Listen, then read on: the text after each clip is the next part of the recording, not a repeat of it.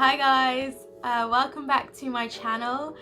It's really great to see you. I hope that everyone is doing really well. This week's video is going to be a second year review, and by that I mean I'm just going to be talking, I guess, about my second year experience at the University of Edinburgh. Second year review of Edinburgh Uni. I didn't mention that. Yeah, I just thought it's a pretty good time to film one of these videos. So I've kind of split it into some categories. I've written it down on my notebook. I'm just going to go through them and just talk about my experiences in second year, obviously.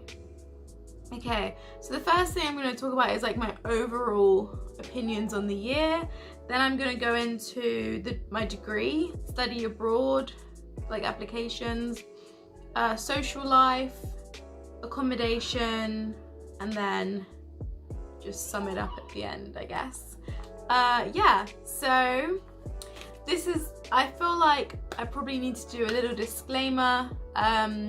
These are just my experiences. I know that not everyone's experience will be the same as mine. I have a unique experience, as does everyone else who's attended this university, but I feel like I can give a good overview nonetheless.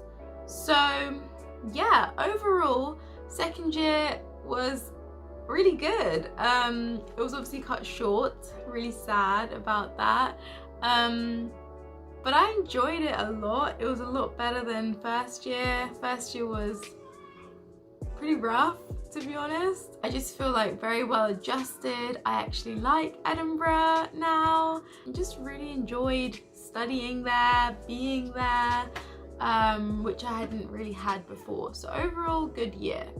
So the first section I'm going to go into is my degree. Was my degree more or less intense? I'd say it was very much the same as in first year. At Edinburgh, our degrees are 4 years, meaning first and second year usually don't count. I really like that about Edinburgh, because first year you can just spend the year adjusting, getting used to how uni expects you to write essays, and you know, you have so many things going on, so that's fantastic. And then second year is like, I feel like for me, second year was figuring out how to get my percentages a lot higher than in first year. First year, she didn't do so well. The second year was me like really working towards getting my firsts, my high 2-1s, you know, just figuring out what I need to do to get those. Whereas if I had to do that all in second year or just move straight into something counting this year, it would have been quite tough. I'd have been like, The only major difference I would say is that you have to get at least 50% in the majority of your courses to go on to honours, which isn't unachievable if you try hard. Like, just put some work in. It's really not that difficult to get 50%, but that's the only thing. Before, the pass mark used to be 40, but then it changes to 50 for most modules in second year. Another part of like the degrees at Edinburgh that I really like is electives. This is something that I think is quite unique to Edinburgh. You get to basically do a whole other subject, or literally any subject, as long as it fits in with your timetable, in first and second year. So I've taken German and it's been great. Like, I love like being able to do a wide range of things. So being able to take German and have it count as part of like my degree like timetable rather than it being like an evening course was really nice. And then also that kind of leads on to like the flexibility of your degrees, because for example, I did German to like degree level. Like, I was in the same class as people who were actually studying it for their degree, if that makes any sense. What I'm trying to say is that meant that I could change my degree if I wanted to. So I do politics and history with German as my elective, and with that, this whole first and second year I could have switched it to politics in German, history in German, straight politics, straight history. Like, I had all of those options, which was so nice. Okay, so the next thing I would like to talk about is studying abroad.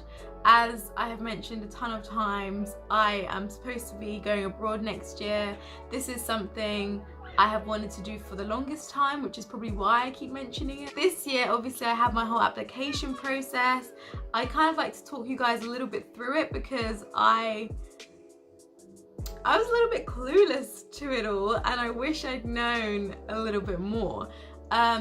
So first year, I mentioned like doesn't count and isn't important because obviously it doesn't go over to actual degree credits.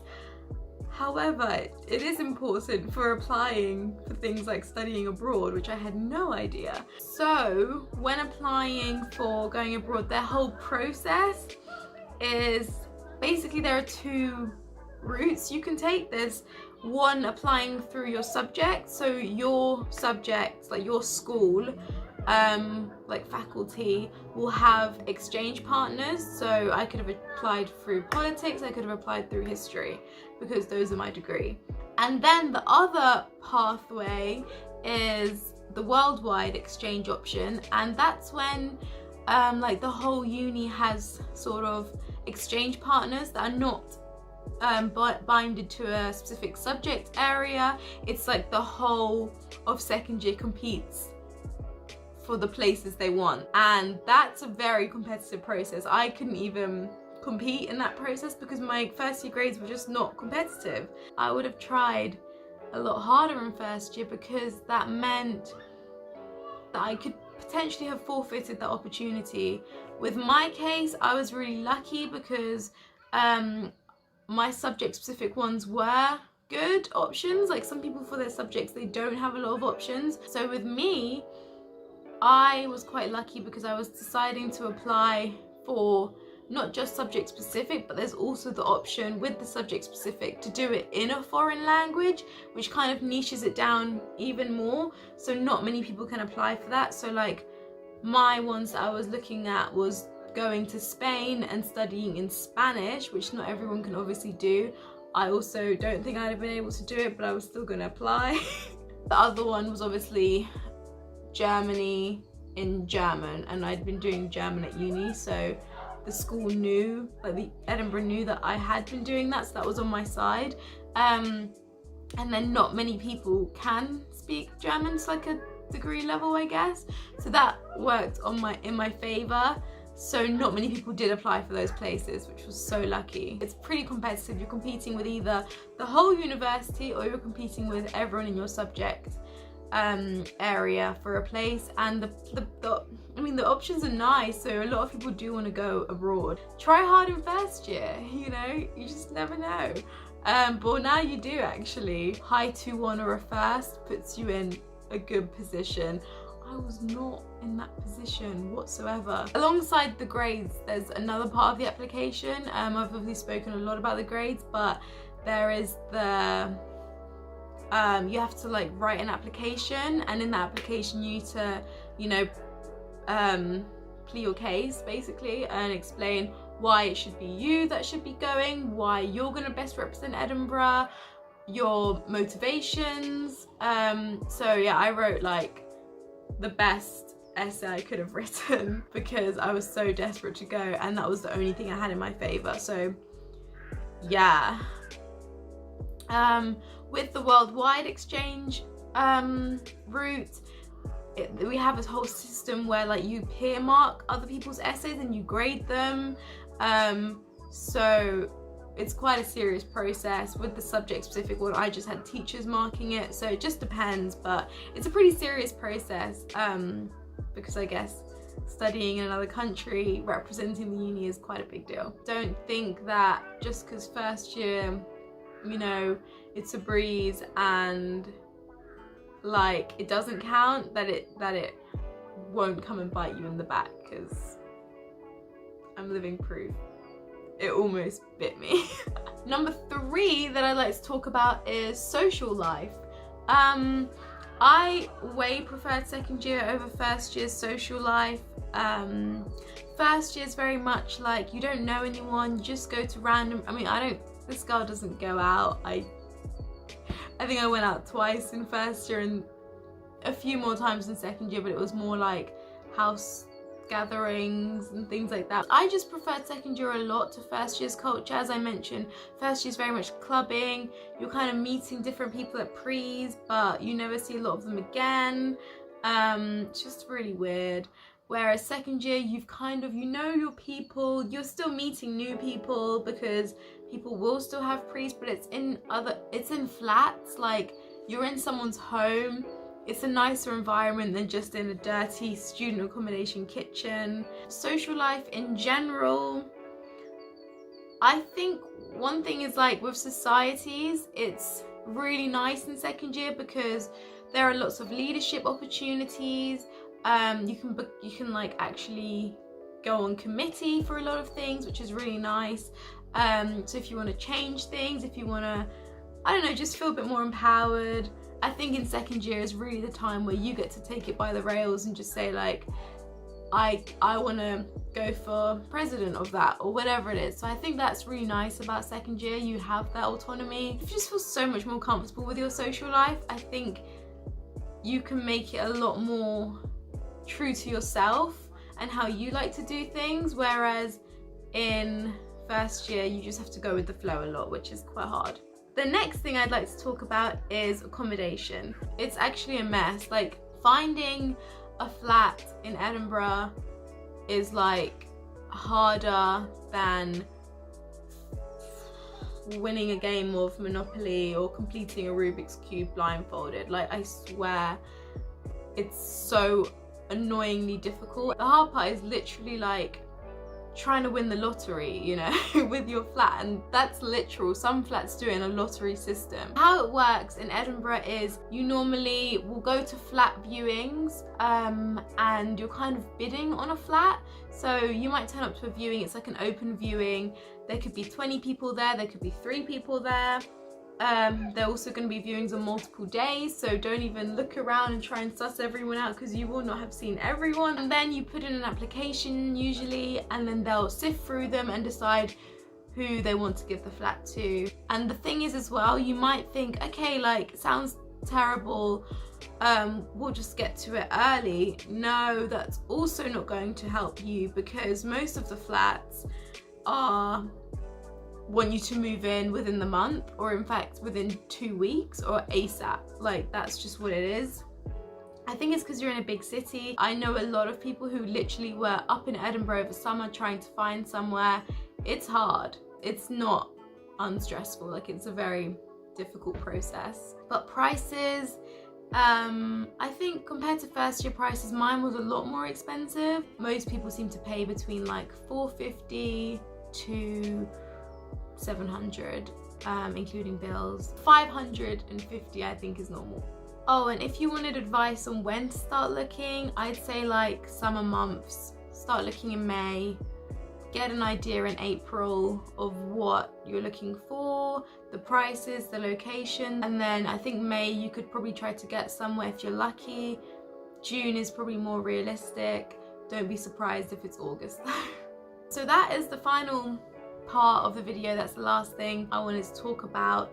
Overall, I want to do like a summary. I kind of want to talk about what the best part of the year was. I thought I could finish it on a positive because the accommodation was pretty negative conversation. As I said at the beginning, I really enjoyed second year.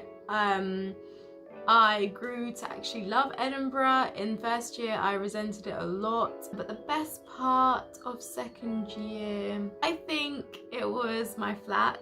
I was really lucky this year to have an amazing flat. Shout out to you guys if you're watching. Why it's such a highlight for me is because I didn't choose to move in with these people.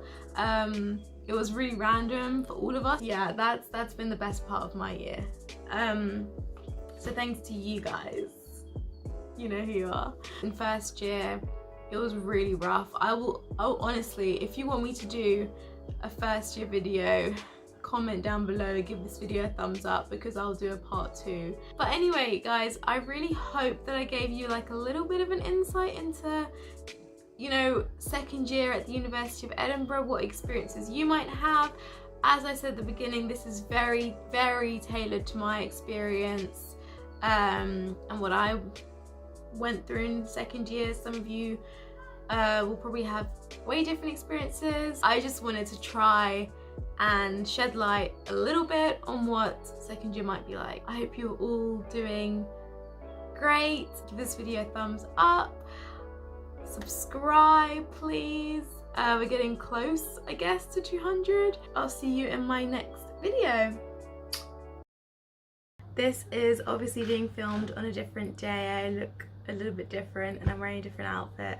However, what I wanted to take this opportunity to do is share with you a little Easter passage, because obviously tomorrow, if you're watching this when it comes out, it's Easter and I'm a Christian, and I just thought, let me use my platform to share a little bit of the true Easter message. I'm going to read a couple verses from John chapter 11 verses 25 to 26. It says, Jesus said to her, I am the resurrection and the life.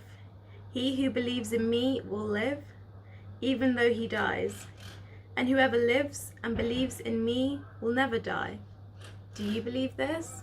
That sums it up what the whole point of Easter is. It's the resurrection. Jesus died on Good Friday, the Friday before Easter, and on Easter Sunday Christians believe that he rose from the dead. Through the resurrection, Jesus gave us the opportunity to have eternal life with him, and without him dying that wouldn't have been possible. And what he's saying in this passage is, do you believe this? I just thought it's a really nice passage to bring to you guys over this Easter weekend for you, if you are not Christians, to really think about how it ended. You know, do you believe that? He's asking all of us that question. Do we believe it? What does that mean for us if we do believe it? Where do we go from there?